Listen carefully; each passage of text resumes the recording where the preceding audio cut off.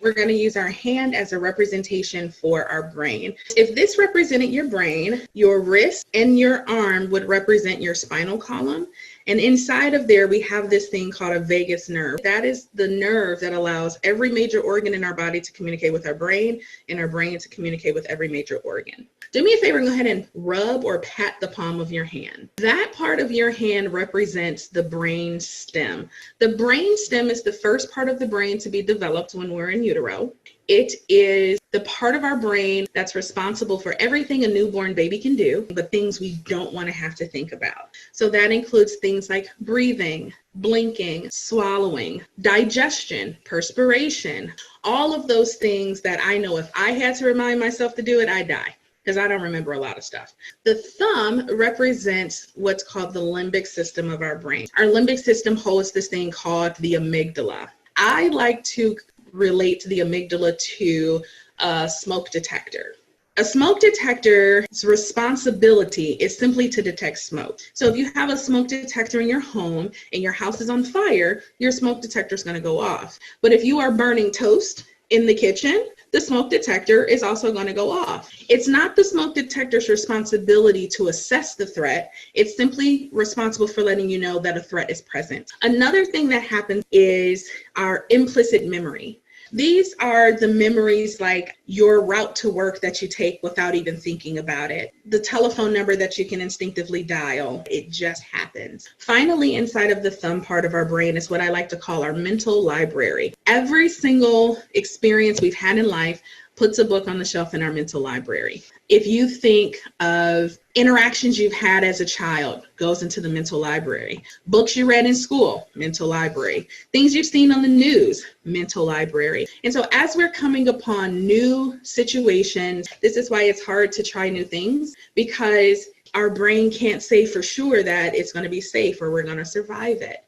This is also why implicit bias exists. We move toward and away certain people, places, and things because of the things that are in our mental library. And it's important for us to realize that we all have one, and our libraries are different. So put your fours back up and fold your fingers over your thumbs like you're giving your thumb a hug. These are our cortexes.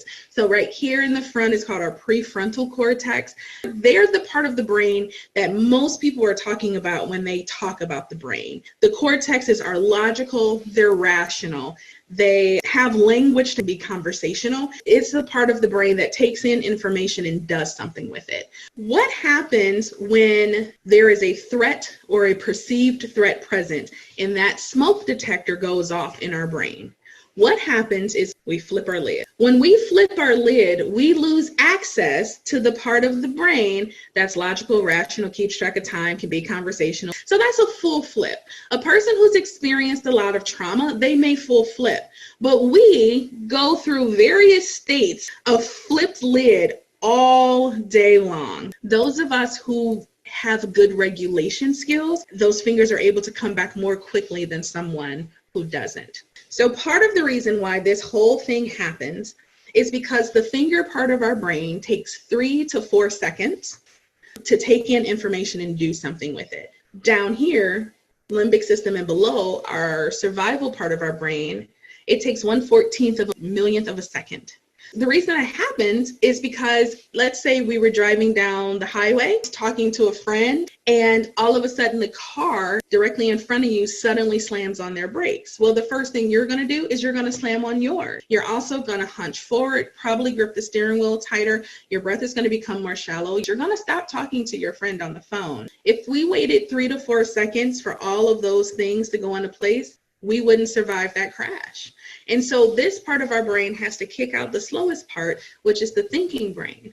Now, what happens after the accident is averted, you may temporarily forget where you are or where you're going. And so it takes a second for your body to get back into what we call homeostasis. And our brain's top 3 goals are to keep us alive, keep us safe, and help us avoid pain. Everything else comes after those things. So that's kind of why our brain gets kicked offline, because survival is the primary goal. It's important for us to start to think of this in terms of when we see other people responding. If you find yourself saying, why would someone do that? Really what that's doing is telling you which part of the brain is coming from.